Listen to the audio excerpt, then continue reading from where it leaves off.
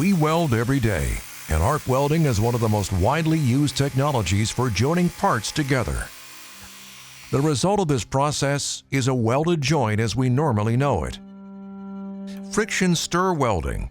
This cutting-edge welding method allows you to create high-strength joints without melting the material. Friction stir welding uses friction as a source of heating.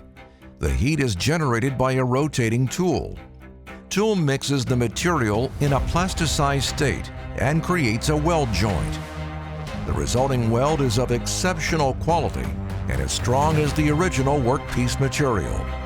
Thanks to its many advantages, this technology is being increasingly adopted in industrial applications.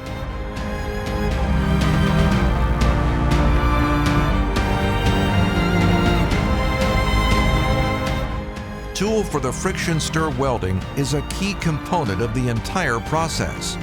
Regarding customers' requirements, we choose suitable tool geometry as well as the right type of tool material.